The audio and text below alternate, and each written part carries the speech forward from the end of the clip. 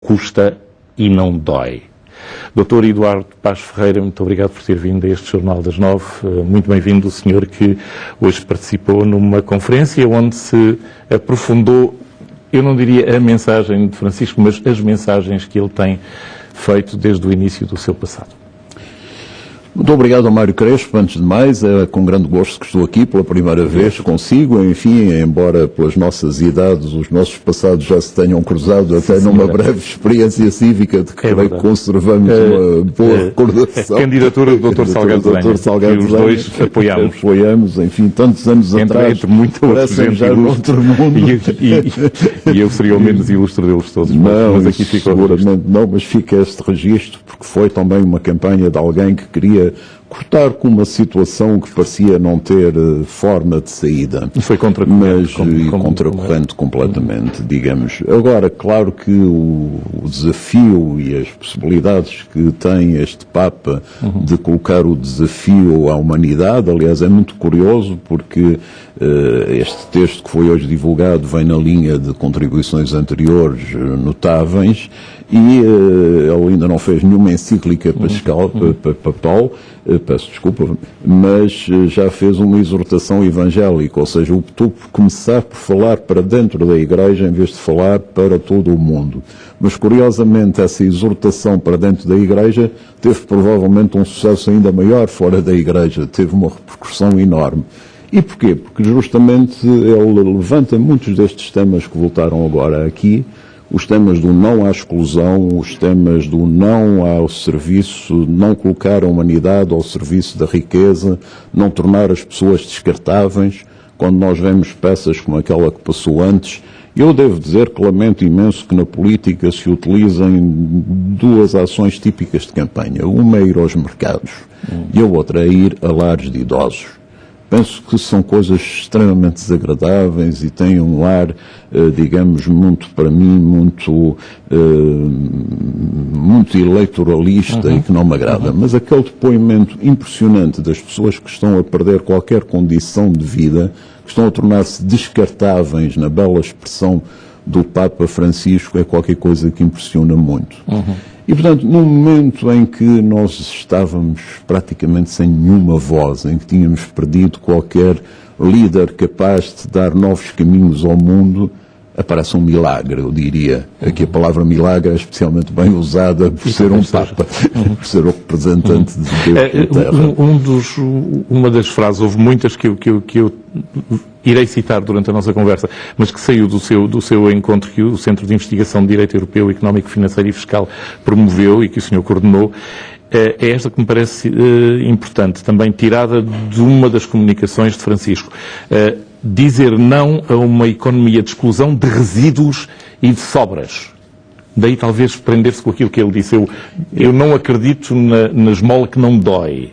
É muito curioso porque uma das coisas que, aliás, hoje esteve bastante em debate é se havia uma continuidade na doutrina social da Igreja, desde as primeiras encíclicas até à atual. Porque, enfim, houve sempre nas várias encíclicas algumas críticas aos aspectos do capitalismo menos humano. Mas o discurso deste Papa é um discurso, do meu ponto de vista, e isto não foi unânime no debate que lá houve, completamente inovador, porque já não é esse discurso só preocupado com sejamos solidários uns com os outros, mas sim um discurso de temos que construir uma sociedade em que todos temos as mesmas possibilidades e em que aquilo que de bom se tem criado e inventado tem que ser posto ao serviço de todos. O que evidentemente leva por vezes a uma linha de ataque que se trata de um Papa, depois do grande Papa anticomunista João Paulo II, de um Papa que seria um Papa comunista, ou um Papa marxista, o que obviamente é uma ideia completamente absurda, enfim, aliás trata-se... Não tão absurda como isso. Profetas que já escreveram sobre isso. Maurice West, nas Sandálias do Pescador, falava exatamente do advento de um Papa distribuidor. Isso é verdade, mas enfim, um Papa distribuidor, e é isso que ele julgo que demonstra, não é necessariamente um Papa comunista ou marxista. A distribuição é outra coisa, claro está. E é muito engraçado, a propósito disto, lembrar, hoje de manhã o Sr. Dom Manuel Clemente, o Patriarca de Lisboa, lembrou-me uma coisa que eu já não tinha presente, que é que quando ele foi proclamado, a primeira coisa que disse foi: foram buscar um Papa ao fim do mundo. Exatamente. O que era uma blague, porque, como sabe, o Apocalipse liga a que quando viesse um Papa do fim do mundo, o mundo iria mesmo acabar. É na terra dele que está o Cabo Horn, não é? Exatamente, e portanto, de alguma forma, iria ser o fim do mundo. Agora, eu receio que o Papa que veio do fim do mundo, num certo sentido, continua no fim do mundo. Porque, embora nós, europeus, estejamos um pouco mais confortáveis do que estão outros continentes, aquilo que se passa na Europa em termos de exclusão social é gravíssimo. E é gravíssimo, sobretudo, desde a implantação do euro, se quisermos. Por exemplo, já nos anos 90, 95, se não estou em erro, o Jacques Le Goff falava das cidades juncadas dos cadáveres das vítimas da exclusão. E, portanto, tradicionalmente nós pensávamos no norte rico e no sul pobre. Infelizmente o Sul continua a ser pobre, mas há grandes sinais de esperança no Sul, nos países emergentes agora de novo a entrar em alguma crise. A África está a mudar, mas aí não me atrevo a falar com o Mário Crespo, porque quem conhece o tema, as coisas estão a mudar. A Europa, pelo contrário, está a piorar. E está a piorar por causa, se me permite, de uma receita que está a ser aplicada e que o Papa, sem referir expressamente, o Papa nunca fala na palavra, que aliás está a desaparecer, curiosamente, que é a palavra austeridade. De repente deixou de se ouvir falar em austeridade, o que é, digamos, uma boa manobra cosmética. Mas o Papa, sem falar nisso, critica muito no Evangelho Gaudium, na exortação apostólica, critica, digamos, a concepção de que se pode destruir riqueza para criar depois um novo mundo. Porque dessa destruição de riqueza só virá, como se tem visto ao longo dos últimos anos, riqueza mais mal distribuída e a riqueza continua a concentrar-se nas mesmas mãos. Exatamente. E da zona declarativa para a solução, qual é que é? Como é que essa mensagem penetra? Repare, o Papa faz, não é, digamos, tão dado a viajar, como, por exemplo, o Papa João Paulo II. Enfim, com este mandato ele já teria dado meia volta ao mundo. Enfim, esteve no Brasil, como sabemos, com grande sucesso, num período de grande agitação, e depois fez duas deslocações totalmente emblemáticas. Uma à ilha de Lampedusa, que, como sabemos, é a escola por excelência onde tentam chegar os imigrantes vindos da África, e onde o Papa foi expressamente chorar os mortos que ninguém choram. Claro. E dizer que aquele escândalo não se pode manter.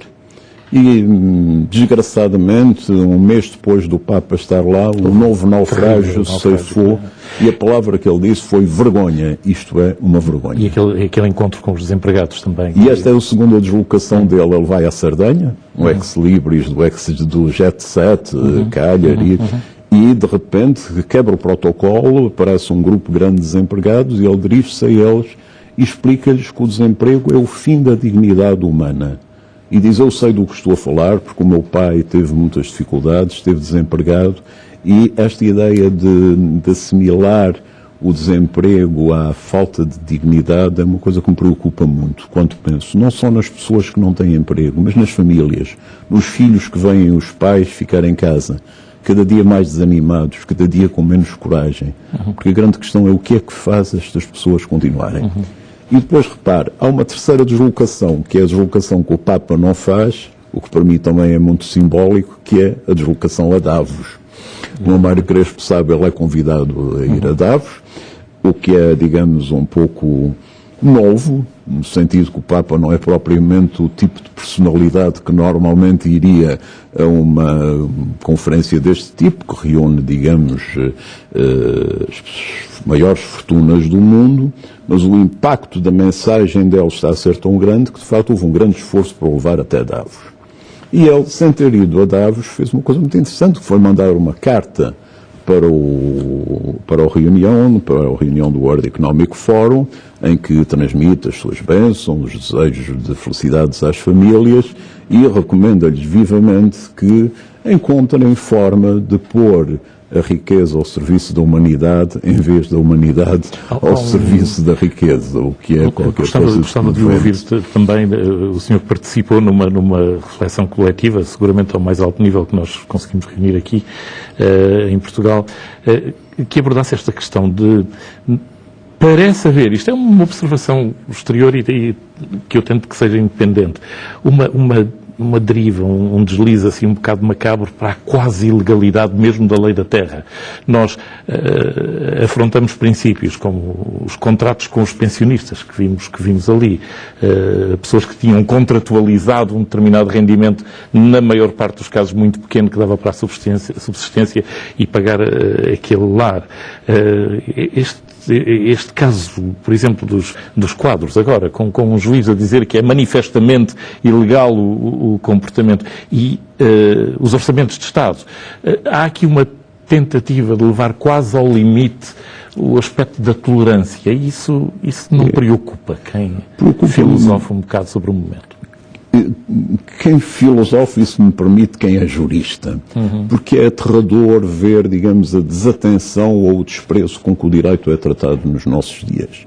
Por exemplo, enfim, este cenário que se monta em torno de cada decisão do Tribunal Constitucional, em que não há nenhum engenheiro, gestor ou economista que não tenha opiniões absolutamente firmes sobre os disparates que os juízes do Tribunal Constitucional estão a fazer, é, para mim, espantoso. Embora mostre um grande interesse pelo direito, mas eu não sei, lamento muito, eu não seria capaz de dar opiniões sobre engenharia ou sobre gestão com aquela coragem. E depois acontece uma coisa muito espantosa, que é, parece que surgiram duas espécies de direitos. Há aqueles que pejorativamente são chamados os direitos adquiridos, ou seja, estes direitos económicos e sociais que estão a ser cortados e que na lógica visível do governo e da Troika, que a propósito não corta as suas próprias pensões nem os seus próprios benesses, digamos, fazendo um pouco de populismo. E esses direitos, na opinião dessas forças, podem ser totalmente cortados, enquanto que outros direitos, como por exemplo o direito de propriedade, esse é um direito sagrado. Ora, isto não faz sentido nenhum. Se vamos contestar, digamos, a validade do direito, se achamos que o direito pode ser violado, então o direito de propriedade também pode ser. Ou seja, pondo as coisas de forma crua e nua, não há razão para não voltarmos a 74 e às ocupações selvagens e às expropriações. Porque se o direito não vale para tutelar com invenções muito curiosas em termos, vá lá, de hermenêutica, que o senhor domina seguramente muito melhor do que eu, mas não temos impostos porque eles seriam universais, temos taxas que serão seletivas sobre determinados grupos de população particularmente frágeis, que é o caso dos pensionistas, por exemplo. Isso é terrível. Repare, nós temos impostos pesadíssimos. Os impostos hoje em dia em Portugal, eu às vezes falando com colegas meus de outros países e tal, que se queixam muito dos impostos que pagam e quando sabem o que eu pago ficam completamente espantados. E têm níveis de rendimento muitas vezes superior. Porque o problema não é tanto, digamos, o nível de impostos que pagamos, é pagarmos a partir de um nível de rendimento muito baixo ou médio. E, portanto, digamos, já há uma grande subcarga sobre a generalidade dos portugueses. Mas depois, este governo escolheu esse alvo fácil, que são os idosos, os reformados, os pensionistas. E porquê? Primeiro, não têm sindicatos para os defender, não têm forças próprias, são pessoas debilitadas. E depois tem ainda outra coisa, tornam-se um alvo fácil para o ódio dos mais jovens que pensam que esses estão a dar cabo do futuro deles. Quando reparem, em muitos casos, estes pensionistas tinham uma função fundamental no equilíbrio das famílias, no apoio das famílias. Não há dúvida nenhuma. Completamente, não é? Dr. Eduardo Passos Ferreira, foi um prazer tê-lo aqui neste Jornal das 9. Muito obrigado por ter vindo. Este é o Jornal das 9.